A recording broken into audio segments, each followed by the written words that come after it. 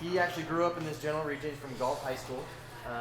Ryan played there. He's in the Galt Hall of Fame, I believe, what I saw. Yes. Excellent. Yeah. He's a pitcher. It's not too tough. PO in high school? I was not. And dominated at Sac City. Then got drafted out of Sac City in the 19th round. Yep. So, okay. And then played for several MLB teams and even had a postseason experience with the Nationals. So he comes with a breadth of knowledge in the baseball world. He's going to give us a really in-depth, different perspective in how the teamwork of us and them and even the strength coaches interact down in Sacramento. So. Great. Well, thank you for nailing the introduction. That kind of cuts off what I need to do here. First of all, I want to say thank you. Tony, Evan, Andy, Carson, all of you guys down in the Sacramento shop have been a huge, huge asset to what Optimum Athletes is doing. Like, we wouldn't be where we're at, and we wouldn't be impacting these athletes at the level we are without you guys. So thank you so much for being part of that, and thank you for having me here today. One thing that I really want to cover is like what we're dealing with as a whole in the industry. So when you guys have a baseball athlete come in here with an injury, kind of what you're dealing with off the field as far as how their coaches handle them, where they might be training, the type of training they might be doing, some of the unknowns that you guys might deal with. We're also going to touch on, which I think is very, very cool, and something you guys do very well already, is movement. And we're going to talk about how you can influence mechanics, like what the coaches are trying to do, just by getting them better at moving, being better movers, and kind of like tie that in and integrate how the mechanics and the movements you're doing influence certain mechanics, and I'll get more specific with that.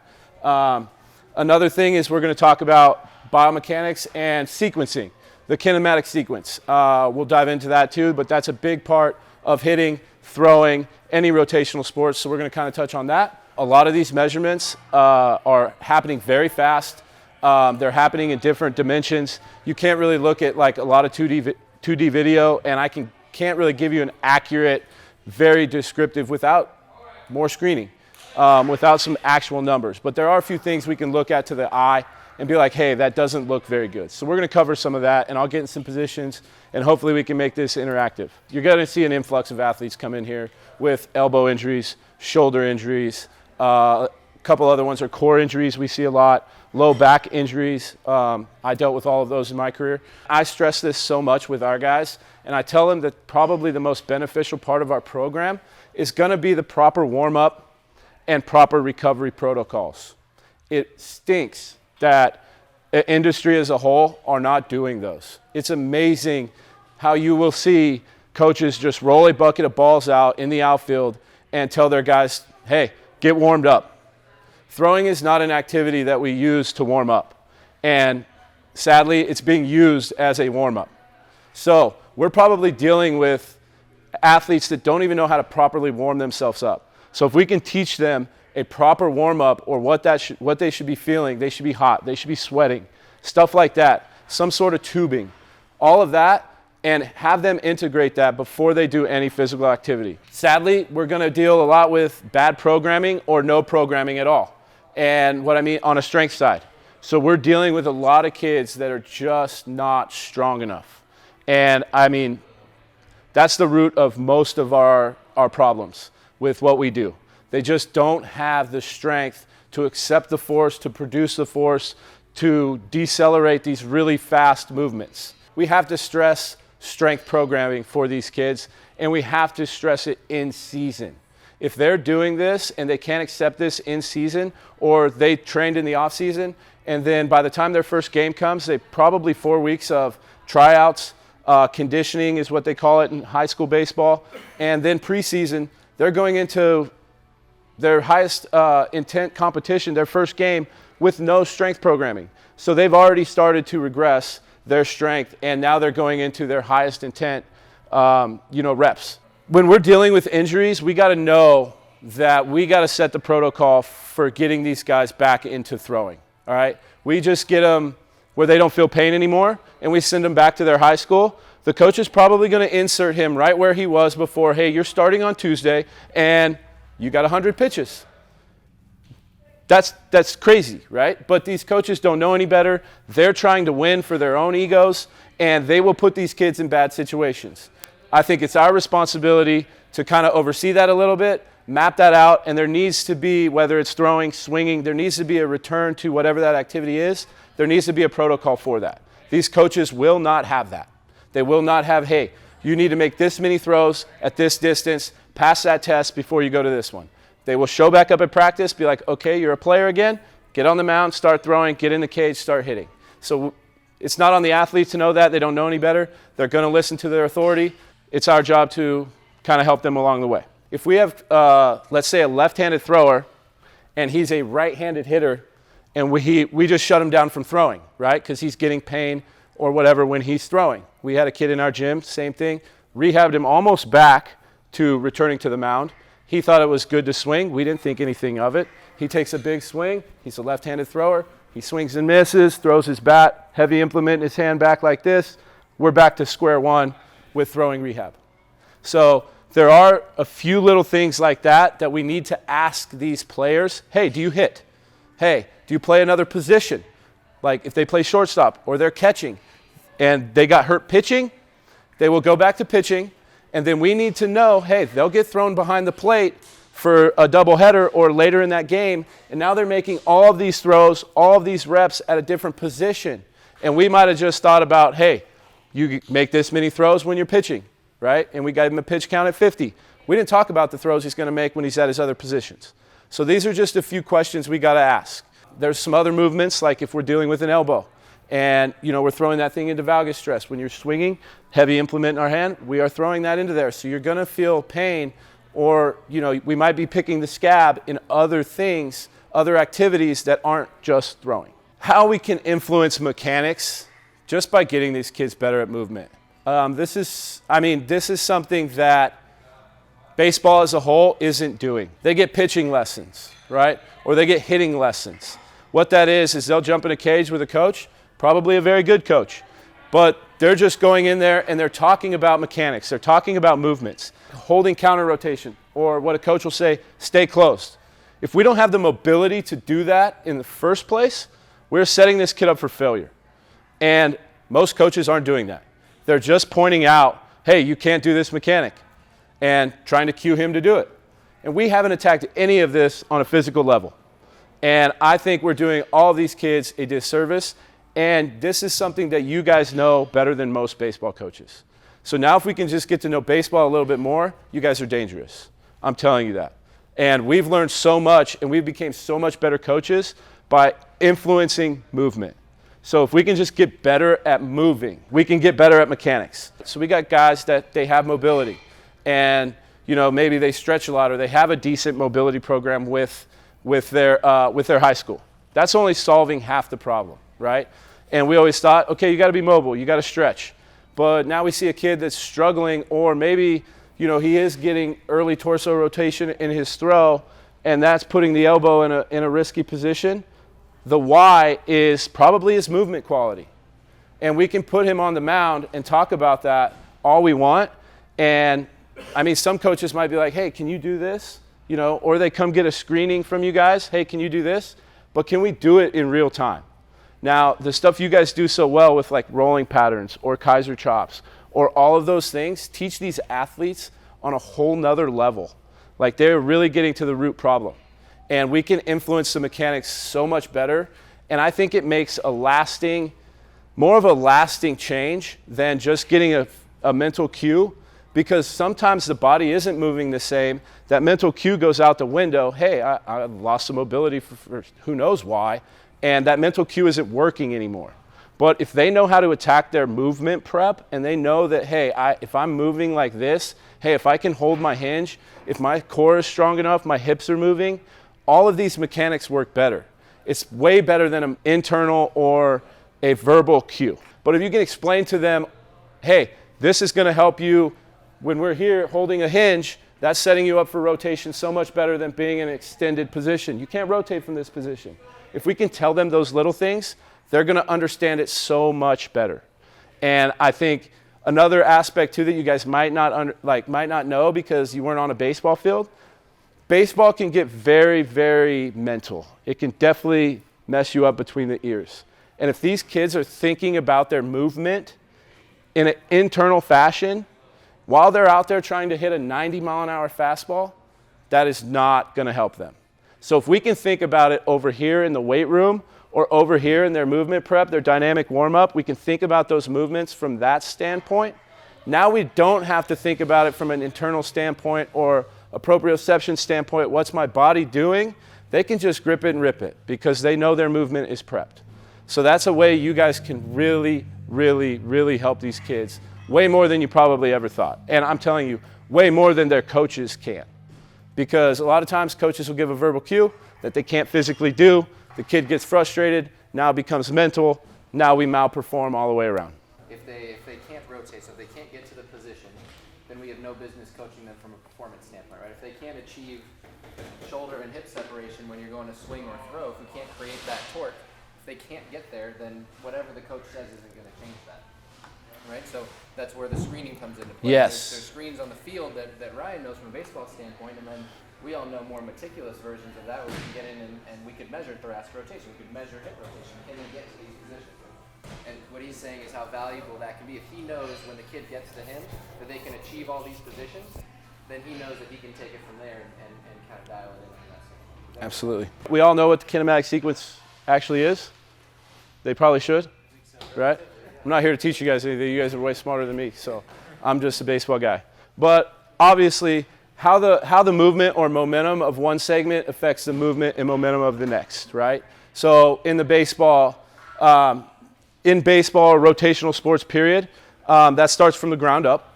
And we're talking about the pelvis, moving the torso, to that, moving the elbow, to that, moving the forearm to ball release, right? So we want the torso to rotate, then we want that to start to decel, or the pelvis, to rotate, that to start to decel, that takes the torso, that starts to accelerate, then decel, the elbow goes, then the forearm, hand, and ball go, all right? So I'm going to talk about these positions just a little bit and kind of how some things can go wrong, right?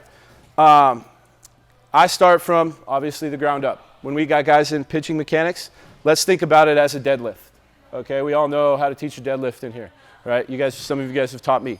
So if we're in a trap bar, per se, and we're talking about the deadlift, we don't want guys on their toes, right? Same thing on the rubber. We don't want guys on their heels, right? We want a neutral stance, locked into the ground, like we're ready to move some weight. I actually use that external cue. Set yourself up like you're going to deadlift, or set yourself up like you're going to jump. Be intact to the ground. So if we see any imbalance here from the get-go, we need to attack that. We need to get them set up in a good position to start. You're going to hear me say this when we talk about arm action too. If we start in a good position, most likely we'll end up in a good position. All right.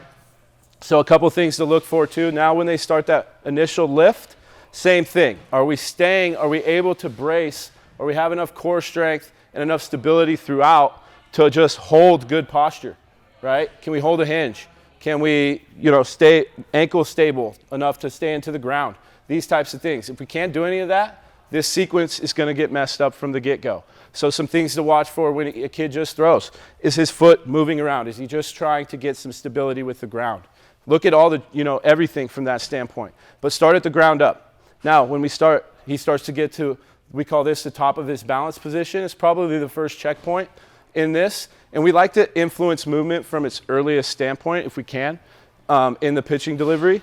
But one position we talk about is top of the balance position. If we're getting here, if we're getting there, let's go back to that neutral posture, very stable position to start transferring the center of mass down the slope. Use your legs, right?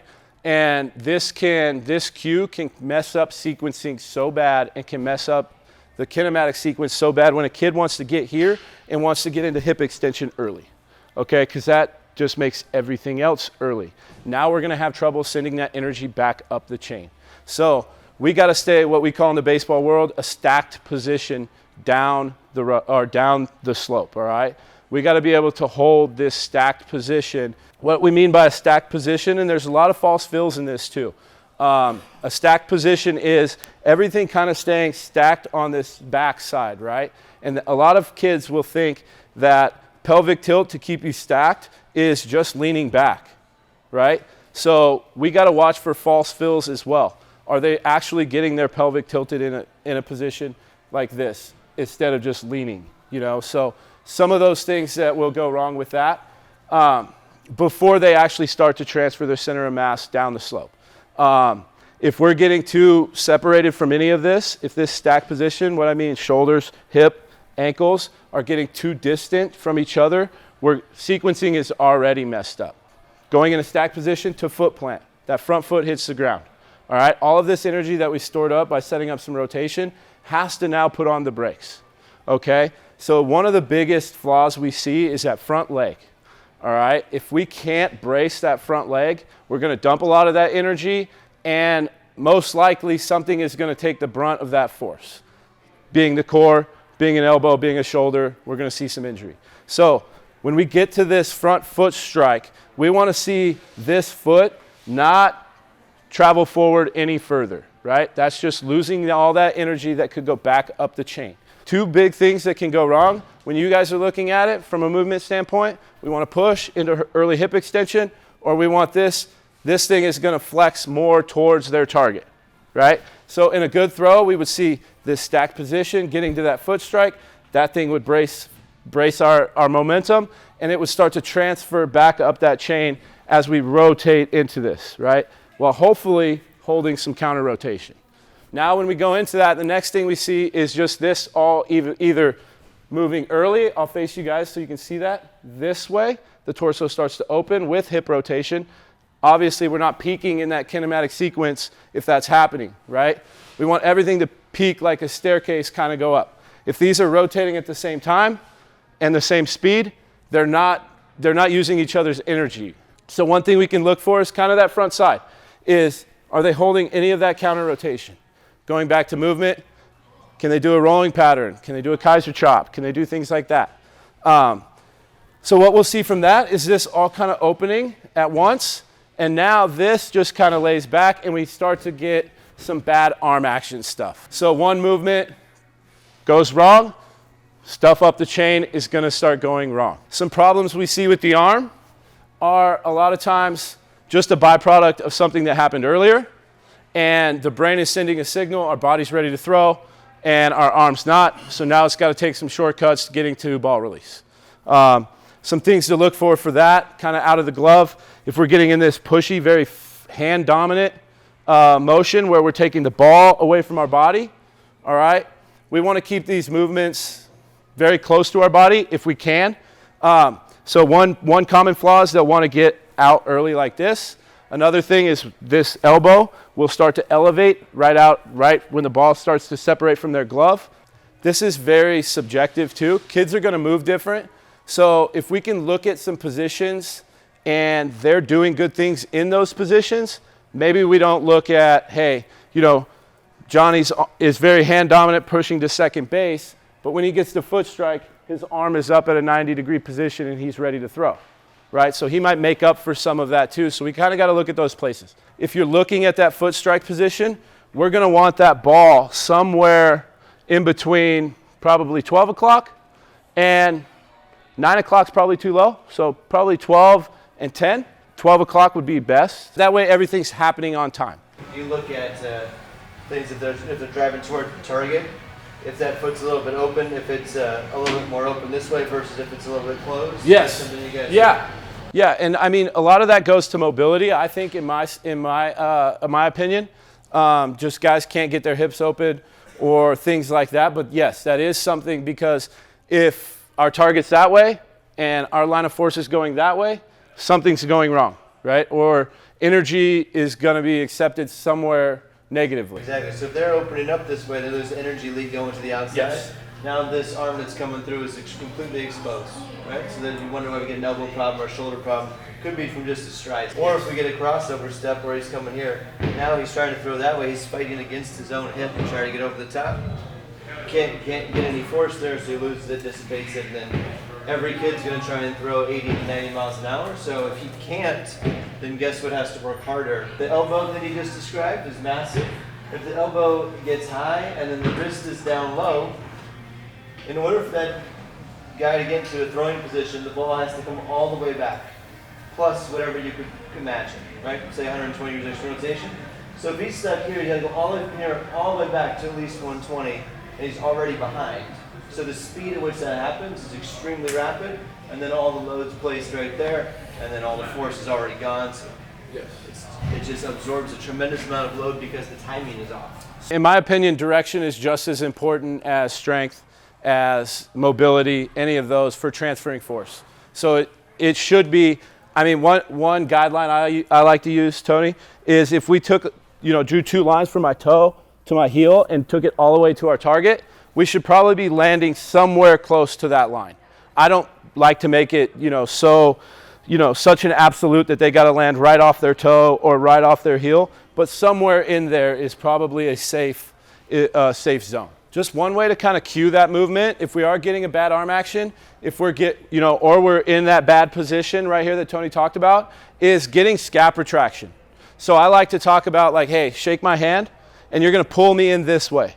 If we start to throw with some scap retraction and just pulling backwards like this, now we can't get that push to second base, and we can't get that early elbow hike. So something you guys, if you see that, that's a good way to cue that. It's very simple. Hey, get the ball, get your elbow tracking backwards to kind of get, it sets up that arm path a lot better. One big thing about arm action, and that's kind of why I brought up that position of foot strike, is we want a result over aesthetics, right? We want, hey, is he in a good position when he's ready to start transferring energy, rather than does that arm action look clean? So we can't cookie cut this thing. We got to take that individual's movements and kind of say, hey, is he getting to a good place with all of this stuff? Going back to what he says, the sequence is king. It's everything, right? You could even have some of these ugly movements, but if they happen on time, they're probably going to be better off than a guy that has perfect movements that don't happen on time. One part I left out is the decel pattern, right? So we're talking about forearm pronation, shoulder internal rotation. And this is, from what I've heard, one of the fastest movements in sports. So if they can't, and it's a lack of mobility there, that's another way we can influence their movement. We got to get that forearm able to pronate. We got to get that shoulder able to internally rotate. And a lot of our drills, we are talking a lot about going from supination to pronation through that arm swing, right? So if they can't supinate and pronate, that's one thing we test in our screening, at least the on-base U screening too. Evan and I have found a lot of guys that either can't throw a changeup or they can't throw a curveball, and it's because they can't get to pronation or they can't get and hold supination. So a couple cool things that you guys know, it's like you might not know how to teach a curveball, but you can look at, hey, can a guy hold supination and deliver a throw like this? You guys can impact that. And I guarantee you, a lot of pitching coaches don't even know what pronation and supination are. So you guys are ahead of the curve. Yeah, we'll go into some drills. So obviously all of this starts after a dynamic warm-up. Like we talked about at practice, it probably didn't. So we're going to go into our J-band routine. I like to use the youth J-bands. J-band actually makes 2 different ones. And I like to use the youth one because they can own the positions in these things. A lot of times they're not strong enough to, especially like in the reverse fly, they're really struggling to hold that and they can't even get through these movements. All right, Lucas, you want to go through our J-band routine? Again, like the dynamic warm-up, the purpose of the J-band is to influence good movement patterns with a little bit of speed, and that are going to somewhat mimic the arm action and some of the upper body movements of throwing. Yes. So we like to start in a good base, right? Either throwing foot forward, your front leg in your throwing motion, or a neutral stance. But obviously we're going to brace the core, not be into flexion like this or extension like this, sorry. And the first one's going to be a forward fly to overhead reach, and then we're just going to reverse that pattern.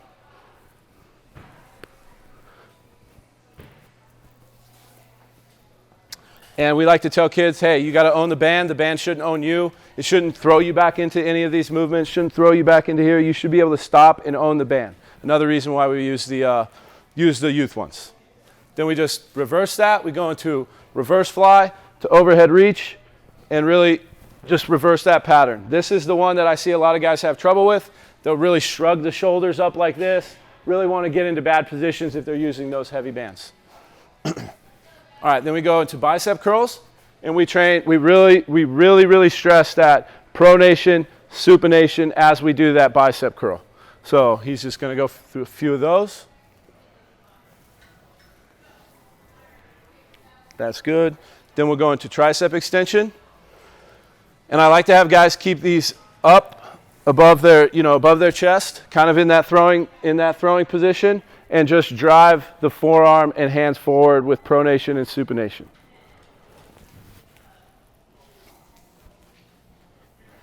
And then we just go with internal and external rotation from this elevated position.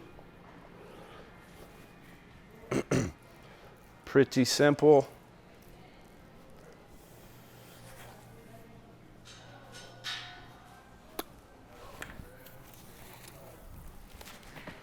Brian, you would say this is pretty traditional with the J-bands. Yes, we keep it very traditional. Okay, so you guys know what so J-bands is Jaeger bands. You're going to hear 100 different names for the same thing. Okay, that's how baseball works. People change the name all the time. Yes. Just to make it hard on you. So if they say they do bands, or they do J-bands, or they do Jaeger bands, it's probably the same thing. Yes. You're going to ask them, does it hook onto your wrist? That's a differentiating factor. They can be like, hey, what do you do? If like, I do, I don't know. Do you do bands? Maybe. Do it hook onto your wrist? Yes. Okay. And then that's what they do. Yeah, and if you guys call it surgical tubing or tubing, these kids will not know what you're talking about. It happens all the time. I'm like, hey, did you do your tubing? They're like, what's tubing? I'm like, the J-bands. They're like, oh, why'd you call it tubing? The communication is crazy. It really is. All right, this is part of what we use in our throwing program with the Driveline protocols. They're wrist weights. There's two different sizes. We like to add this heavy implement to just send that signal like, hey, really pay attention to what this movement's doing, right? You got a heavy thing strapped to your wrist. The body's going to tell yourself, do this movement right, okay? So we use it for arm patterning. When guys have really bad arm actions, we cue them up and have them do these wrist weights. And then it's just a kind of a lead-in, another warm-up to before we start our plyo routine. So the first one's going to be pronation swings. We're just adding some rhythm, kind of going through that supination, pronation movement, right?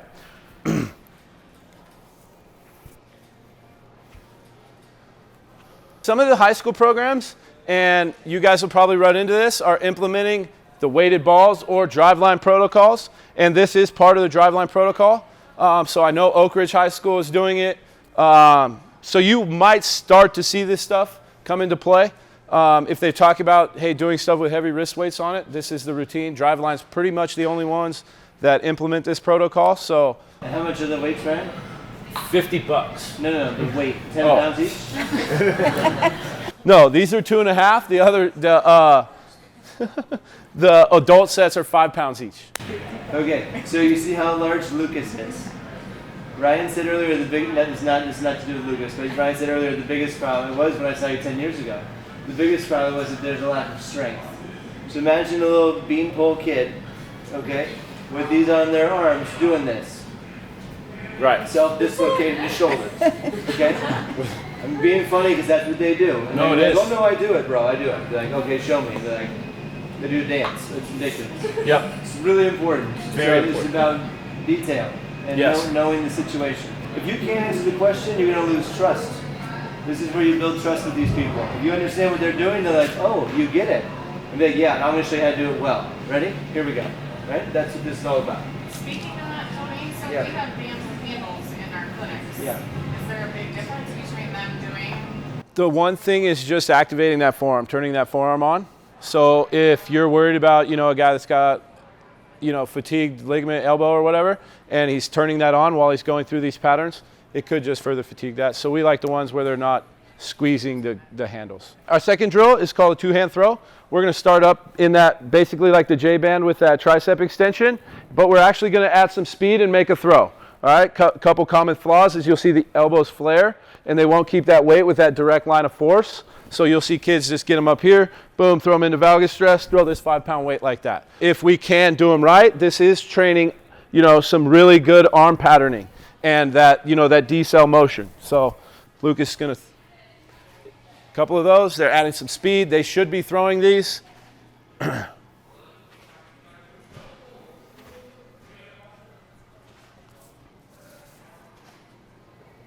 Good.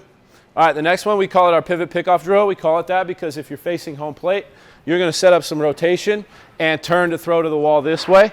This is also a plyo ball drill. I'm telling you, majority of kids, if they have a set of plyo balls, they're all doing this drill. This is a very, very good constraint drill to train some of that arm action patterning. He's going to start that throw like we talked about. We're going to hold some supination, right? So we don't want these kids pronated already because then they're just going to push this with elbow extension. So we want to start holding some supination and get that scap retraction going this way to start the throw. And I say, hey, start that scap retraction to set up rotation. So they're going to turn this way and then just make a normal throw towards second base.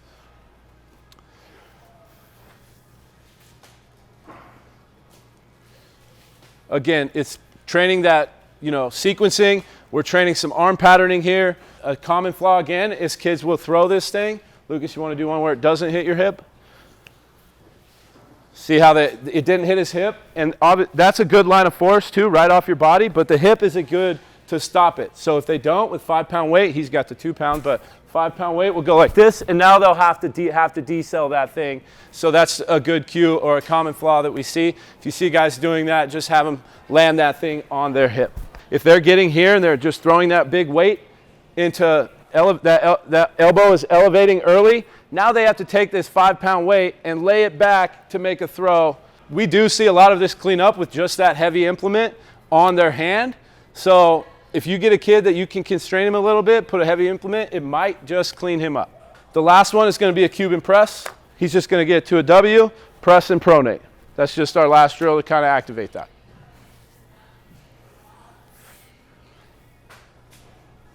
Another thing too, common flaw, guys will just drive those elbows straight up and get into that bad patterning. We want to cue getting the scaps loaded, then getting up there, pressing and pronating. Now we're just going to go into the basic drills that these guys will be doing.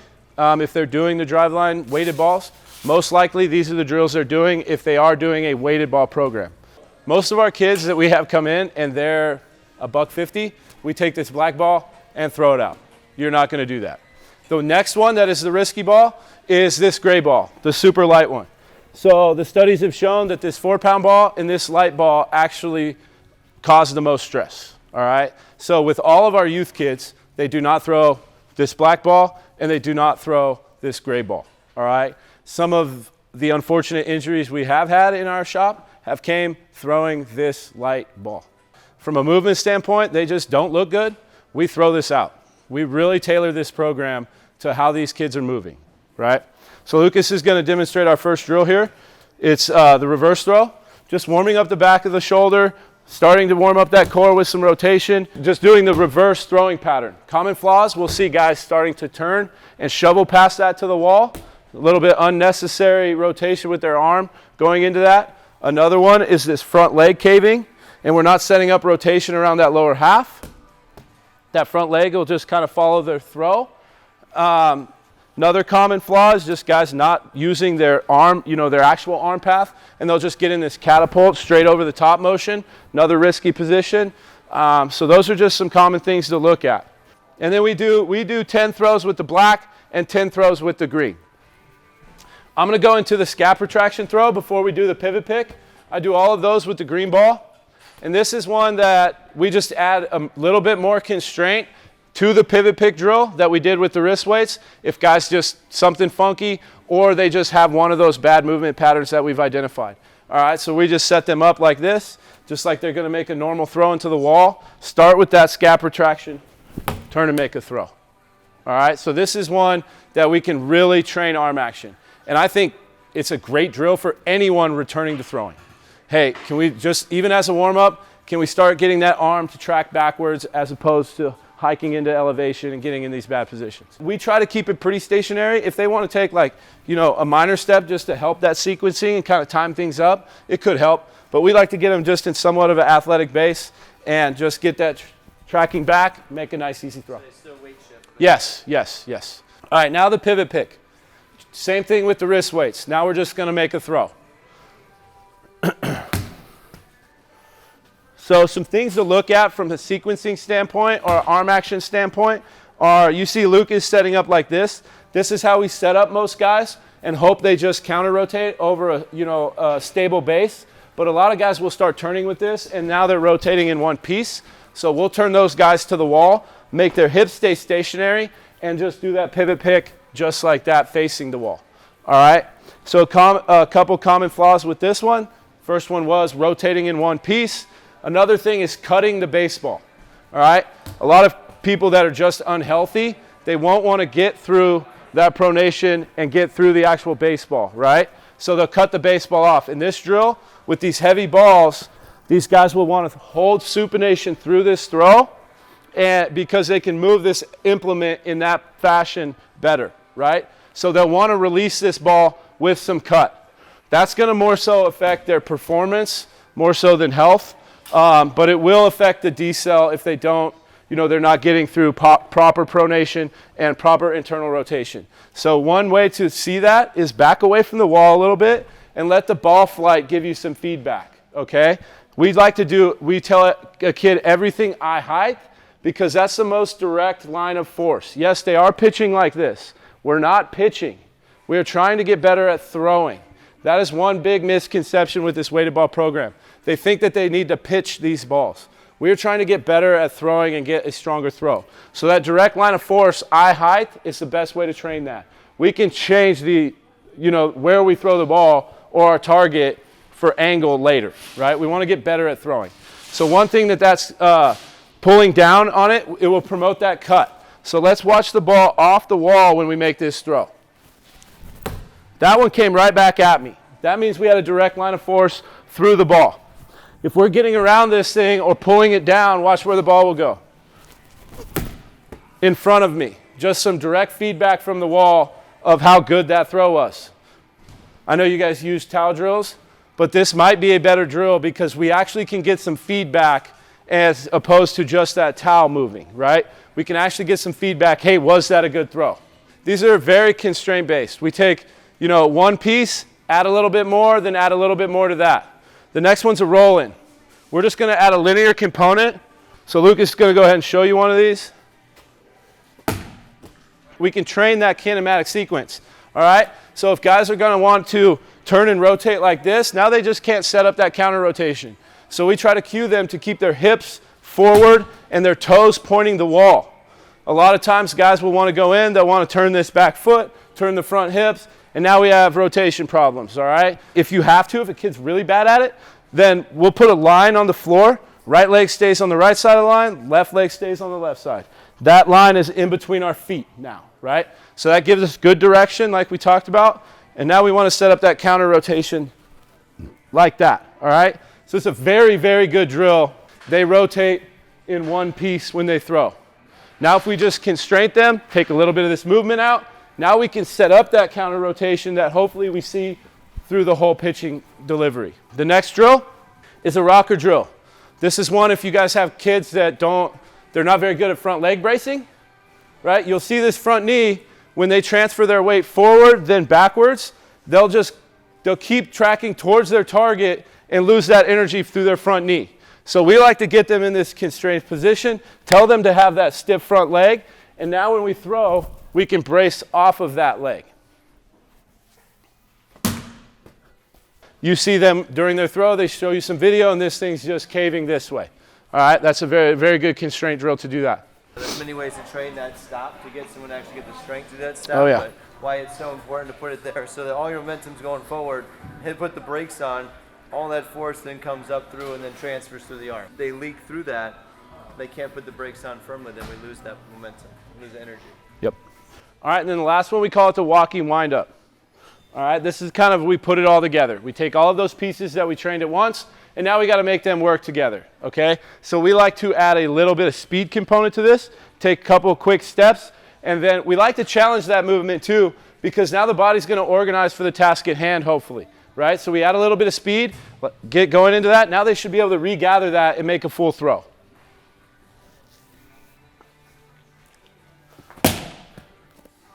Those are our drills. Just one thing you said about the pivot pick, with the ball coming off the wall, like you can keep an eye on that for all the drills. So especially when you get away from the wall with the roll-in, if they're cutting the ball or just yanking it, then the same thing is gonna obviously be on that side. Very good.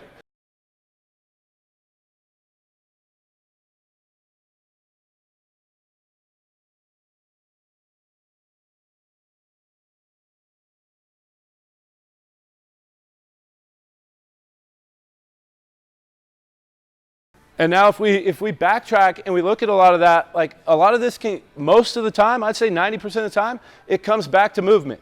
It's a lot of these bad mechanics are probably stemming from a lack of mobility or a lack of motor control to control that mobility. So I mean, if they want to turn this, they probably just can't keep that, you know. So this thing's going to leak out that way. It's just, you know, probably a byproduct of bad movement. But a lot of kids try to do that. They definitely do. What do you got? Where does that all fit in the throwing program? Like, yeah. return to throwing program, the guy's starting to throw 120 feet, and then they say, hey, when can I throw weighted balls? Great question. And this is, I mean, you guys can talk about this. What we like to do is you better be able to throw a baseball at least long toss. What I consider long toss, past 200 feet with no pain before we implement any of this. Definitely.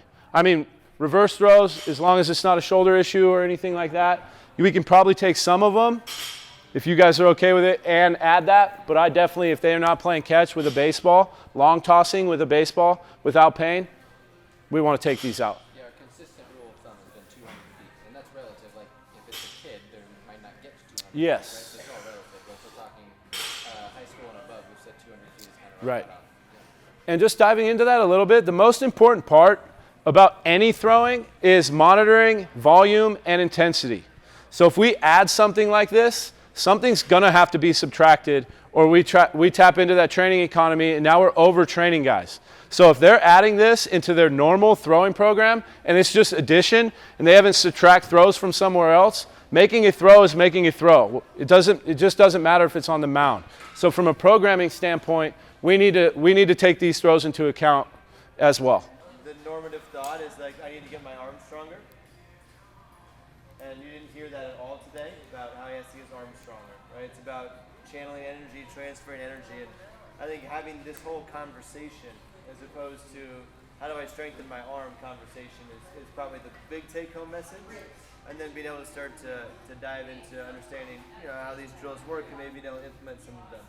But you don't have to be an expert in them. The point is to have some resources as some expert people that can help you with the process. So that's why we love working with these guys. It's been awesome. Always a debate in baseball about long toss programs.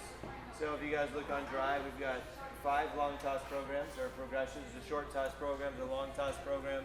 There's an interval throwing program. There's a return to mound program. And they kind of build off each other. And there's been a lot of debate for the last 10, 15 years about weighted balls and about long toss. If we're trying to, you know, have some stress and then some adaptation, we might want to push the limits a little bit. But we also got to monitor volume and intensity, because it has been proven that max long toss is just as stressful as high intent throwing from the mound. So if they're doing max long toss every day, that would be just like throwing from the mound at high intent every day. So we have to monitor that volume and intensity. It's just not something you can say, hey, which we find in the baseball community a lot, go long toss, guys. Now they're out there making 50 throws at 300 feet. That's just like throwing 50 pitches in a game. All right, so I don't know if Zook's theory is behind, hey, that's just a surefire way to monitor volume and intensity. You know, maybe. And in season, I'm okay with that. I rarely threw over 120 feet in season because it would just be, you know, fatigue me even further and I wouldn't feel good during the games. It's not the tool, it's the how you implement the tool. So a lot of weighted balls or long toss programs will get bashed, but it's like, were they monitored? How were they implemented? Who was running them? A lot of things like that. So I think a lot of just, you know, our common sense and how we program goes into a lot of that. Than just saying, you know, what if a guy feels like he just feels better, gets everything stretched out when he plays catch to 250 feet, you know, and we're going to tell him not to do that, and now he gets hurt and wants to blame it on that. So I think if the individual likes it and he's doing it at a reasonable clip and it's monitored, I'm okay with it. Yeah, the quality's there. Yeah. Yes. I agree. I don't know if you guys have knowledge on that of why to cut it off there. I feel like it's awkward, you know, to go from. It really is. 20 feet's a very easy throw for a baseball guy. Yes. That's kind of an old thought process, and the old thought process on that was that at 120 feet you can stay on plane. You Yeah. don't start launching a ball at a different angle. Yeah. So that was the old thought on Yeah. because they used to talk about that being a different kind of distance, the way we've used distance with a lot of the guys that we've rehabbed together, distance turns into the only way we can really dictate their intensity. Yes. Like we say, you tell them to throw 60% and they don't know it's 60% just like you know, right? So distance is the only way you can dictate their intensity. So if you tell them to go throw and let distance dictate their velocity, just get the ball there, now you know exactly how much force they're putting behind the ball. You can mask a lot of pain at 120 feet. I know I could at least when I threw, and it took opening it up to a bit further distance to kind of expose some of those things. So I think it's a great tool for us. I feel like 120 is a breaking point, and 150 is another breaking point, and then from there it's just about how strong do you feel, and then once you get 180, it's like, all right, if you own that, then we can bring you in. That's what I found clinically. Those have been big. 120, 150 are big breaking points for guys. Like the best of them down in Sacramento, so they're next resource. I use them, so I've already sent several people down to run. Yes. I feel like I need another eye on them, and then it's a nice teamwork. So even if you're remote, like in EDH or in Roseville, don't be afraid to send someone to a quality resource. Yes, definitely send them down. I mean, like Aaron said, he sent us, a few people down there just, hey, take a look at this, or go see these guys. They can really, we'll help anybody. So send them down, definitely. Thanks, man. You're welcome. Thank you guys. Thanks, Lucas.